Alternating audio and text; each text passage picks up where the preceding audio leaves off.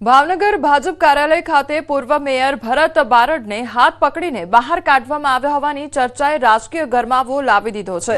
પોતાની ટિકિટ મામલે નારાજગી વ્યક્ત કરવા ગયેલા ભરત બારડ જ્યારે કાર્યાલયની અંદર પત્રકારોને ઇન્ટરવ્યુ આપી રહ્યા હતા ત્યારે તેમને અટકાવી બહાર જઈને વાત કરવા કહેવાતા મામલો બીચક્યો હોવાનું માનવામાં આવી રહ્યું છે।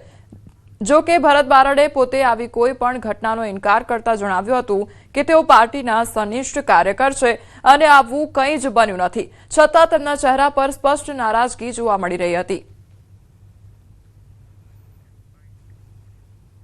કોઈ અવગણના થઈ રહી નથી। હું પાર્ટીનો વરિષ્ઠ કાર્યકર્તા છું, પાર્ટીનો ઈમાનદાર કાર્યકર્તા છું અને મને કોઈએ કાંઈ કીધું નથી। ના ના ના ના, કોઈએ બાવડું પકડીને કોઈએ બહાર કાઢ્યા નથી। હું ચા પીને આવ્યો છું। ના ના બિલકુલ નહીં। હું પાર્ટીનો સનિષ્ઠ કાર્યકર્તા છું। પાર્ટી મારી શિરોમાન્ય હોય છે, દાવેદાર હોય શક્ય છે, પણ પાર્ટીના નિયમમાં હોય એ રીતે કામ કરવાનું હોય। પાર્ટીના નિયમ એ મારી માટે શિરોમાન્ય હોય। તો બીજી તરફ શહેર ભાજપ પ્રમુખે આ મામલે સ્પષ્ટતા કરતા જણાવ્યું કે ભરત બારડ પાર્ટીના જૂના અને સક્રિય કાર્યકર છે અને તેમની ઉંમર હોવા છતાં સંગઠન દ્વારા પાર્લામેન્ટરી બોર્ડમાં તેમના નામનું સૂચન કરવામાં આવ્યું છે, પરંતુ અંતિમ નિર્ણય હાઈકમાન્ડનો જ રહેશે। જે પણ કંઈ પોતે પાર્લામેન્ટરી બોર્ડની અંદર અપેક્ષિત નહોતા કે ટિકિટ માટેની વાત હતી એ માટે થઈ અને કાર્યાલય ઉપર પ્રેસ માટેની વાત હતી, એટલે એટલી એક વિનંતી હતી કે પ્રેસ પાર્ટી કાર્યાલય ઉપર પ્રમુખની સાથે કરવાની હોય છે, કોઈ વ્યક્તિગત રીતે અહીંયા આગળ ન હોય। એટલે એટલી વાત થઈ હતી કે પાર્ટી કાર્યાલય ઉપર પ્રમુખ હોય તો તમે પ્રેસ કરો, બીજી કોઈ નારાજગી અમનામાંય નથી અને બીજી કંઈ વિષય નથી। વડોદરાના અટલાદરા વિસ્તારમાં પ્રાથમિક સુવિધાઓના અભાવે સ્થાનિકોમાં ભારે રોષ જોવા મળી રહ્યો છે।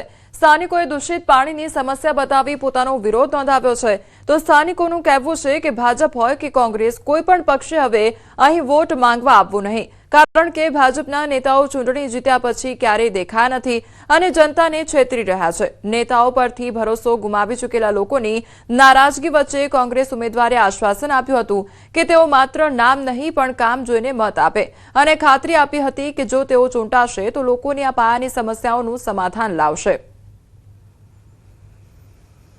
કોઈ જ વિકાસ નહીં। અમારું 15 વર્ષ પહેલા પાણી આવતું હતું, ભલે ઓછામાં ઓછું આવતું હતું, એ સારું પાણી આવતું હતું અને જ્યારથી 15 વર્ષથી નવી લાઈનો નાખી એમાં 15 વર્ષથી અમે આવું જ સારું જ પાણી પીએ છીએ। એટલે અમને કોઈ વોટ આપીએ નહીં, કોંગ્રેસ વાળા હોય કે ભાજપ વાળા હોય, પહેલા અમારી લાઈન નવી નાખે અને સારું પાણી આવશે પછી જ વોટ મળશે। આ 20 વર્ષ થયા છે, પાણીની સમસ્યા ચાલુ જ છે અને અત્યારના જે બી કોર્પોરેટર છે ભાજપ જ છે, બરાબર છે। કોંગ્રેસના ઉભા છે, ભાજપ છે, આ આપ છે, જે બી આવશે એને પાણીની સમસ્યાનો સોલ્વ નહીં કરો, એને વોટ આલવાનો કોઈ અમારો અધિકાર નહીં। જો કોંગ્રેસ હશે, ભાજપ હશે, અમારી જાન બહાર આવશે તો જ અમે અમારા ફળિયામાં પેસવા દઈશું, બાકી અમે કોઈને અંદર ઘૂસવા દઈએ નહીં। અમારી એક જ માંગ છે કે અમારી પાણીની લાઈન નવી અમને નાખી આપે। અમે લોકોને કોર્પોરેશને જગાડવા માંગીએ છીએ અને કહેવા માંગીએ છીએ કે આ સમસ્યાનું નિરાકરણ લાવી દે। ચૂંટણી તો પછીની વાત છે, પણ પાણી એક પ્રાથમિક જરૂરિયાત છે, એ જીવન જરૂરિયાત છે, એના વગર બધું જ અધૂરું છે। તમે એક દિવસ ખાલી આ પાણી આવું પી શકો, આ કેટલું દુર્ગંધવાળું પાણી છે, રોગચાળો ફેલાઈ રહ્યો છે। પોરબંદરના રાજીવનગર વિસ્તારમાં પાયાની સુવિધાઓના અભાવે જનતાનો આક્રોશ 7મા આસમાને પહોંચ્યો છે। છેલ્લા 3 વર્ષથી ખરાબ રસ્તા, ઉભરાતી ગટર અને વરસાદી પાણીના નિકાલની સમસ્યાથી ત્રસ્ત સ્થાનિકોએ તંત્ર સામે મોરચો માંડ્યો છે। વારંવારની લેખિત અને મૌખિક રજૂઆતો છતાં પાલિકા પ્રશાસન દ્વારા કોઈ નક્કર પગલાં ન ભરાતા હવે રહીશોએ એક સૂરે આગામી ચૂંટણીમાં મતદાનનો બહિષ્કાર કરવાની ચીમકી ઉચ્ચારી છે। સુવિધા નહીં તો વોટ નહીંના નારા સાથે વોર્ડ નંબર 3ના મતદારોએ આર પારની લડાઈ લડવાનો મક્કમ નિર્ધાર કર્યો છે। 3 વર્ષથી અમારે બહુ હાલાકી છે, રસ્તાની, ગટરની ને પાણી ભરાય। 3 વર્ષ પહેલા બધું વ્યવસ્થિત, કેશુભાઈ સીડા હતા જ્યારે ત્યારે એકદમ વ્યવસ્થિત હતું, પણ જ્યારે અરભમભાઈએ બધી રીતના ખોદી નાખ્યું ને આખા રાજીવનગરમાં, આખા રાજીવનગરનું તંત્ર 3 વર્ષથી બગાડી નાખ્યું છે પોતાના અંગત સ્વાર્થ માટે। અમારે બહુ જ હાલાકી છે રસ્તાની। અમારે ક્યાંક જવું હોય તો આ રસ્તા તમે લાઈવ જોઈ લ્યો। અને બીજું અત્યારે જે સ્ટ્રોમ વોટર ડ્રેનેજ ખોદાય છે, હવે ચોમાસા ટાઈમે શું કામ એ કામ ચાલુ કરવું જોઈએ? તો આટલું આખું વરસ નીકળી ગયું તો ત્યારે કેમ નતા જઈ ગયા? હવે અત્યારે મે મહિનો આવી ગયો છે, હવે તમે 1 મહિનામાં આ કામ કરી દેવાના છો? જો આ વર્ષે આ સ્થિતિ થશે ને તો કોઈ પણ આમાંથી વોટ દેવા માટે જશે નહીં, એ લખી જ લેજો બધા લોકો. કોઈ પણ અહીંયાથી બધા ગેટ અમે બંધ કરી દેવાના છીએ, અમે પોતે જ, કે કોઈ પણ વોટ આપતા નહીં. જૂનાગઢમાં સ્થાનિક ચૂંટણી પહેલા ભાજપમાં ગાબડું સર્જાયું છે. ટિકિટ ન મળતા ભાજપ સાથે છેડો ફાડ્યો તો જિલ્લા પંચાયતના પૂર્વ સભ્ય અને ભાજપ આગેવાન કોંગ્રેસમાં જોડાયા છે. તો જોલિત બુસાએ કોંગ્રેસનો ખેસ પહેર્યો છે અને જોલિત બુસાના ધારાસભ્ય અરવિંદ લાડાણી સામે આક્ષેપ કરવામાં આવ્યા છે. ઇકો ઝોનનો વિરોધ કર્યો એટલે ધારાસભ્યએ ટિકિટ કપાવી છે. ધારાસભ્ય પોતાના વહાલાઓને ટિકિટ અપાવ્યાનો આક્ષેપ કરવામાં આવ્યો છે. તો જોલિત બુસા કોંગ્રેસમાંથી સાસણ જિલ્લા પંચાયત સીટ પર લડશે ચૂંટણી. જે આ ભારતીય જનતા પાર્ટી છે એ વાતો કરે છે કે અમે લોકચાહના વાળા ઉમેદવાર આપશું, અમે પ્રજાના ઉમેદવાર આપશું, પણ આ બધી વાતો ખોટી છે.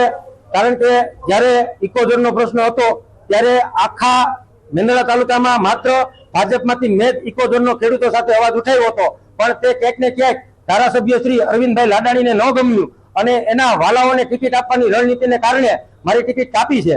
પણ પ્રજા અરવિંદભાઈ લાડાણીને જવાબ આપશે. રાજકોટમાં 2 સીટ પર એક જ ઉમેદવાર લડશે ચૂંટણી. તો રાજકોટ જિલ્લા પંચાયત પારડી સીટ તેમજ લોધિકા તાલુકા પંચાયતની પારડી 2 નંબરની સીટ પર એક જ ઉમેદવારના નામ જાહેર કરવામાં આવ્યા છે. તો બંને બેઠક ઉપર ઉમેદવાર તરીકે શીતલબેન ઘનશ્યામભાઈ ભુવાનું નામ જાહેર કરવામાં આવ્યું છે. એક ઉમેદવારનું 2 વખત નામ આવતા વિવાદ સર્જાયો છે.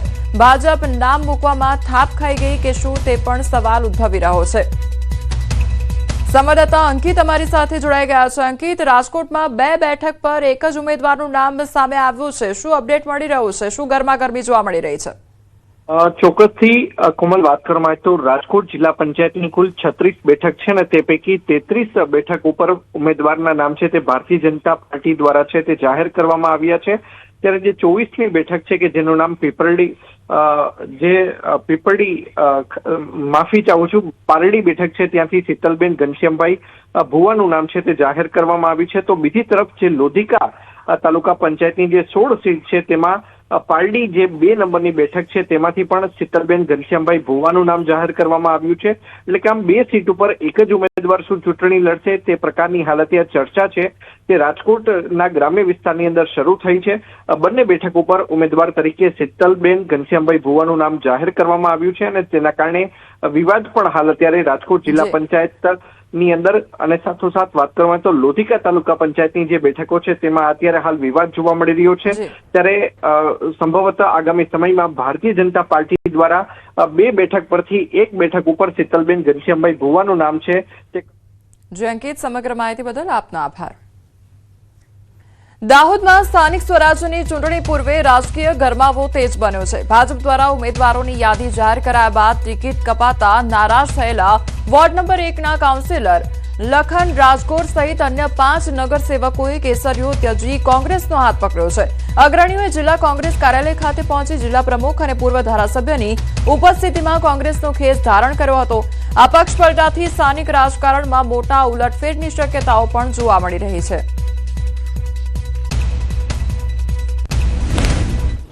ભારતીય જનતા પાર્ટીમાં મેં છેલ્લા 2 ટર્મ કાઉન્સિલર તરીકેની મારી જવાબદારી પૂર્ણ રીતે નિભાવી છે. મેં બેસ્ટ કાઉન્સિલરનો એવોર્ડ પણ લીધો છે. પાર્ટીના ઉપરના નેતૃત્વએ જે ફેસલો લીધો એ મને મંજૂર હતો. એના પછી મેં પાર્ટીમાંથી રાજીનામું આપ્યું છે. મને મારી ભારતીય જનતા પાર્ટીથી કોઈ મનદુખ નથી.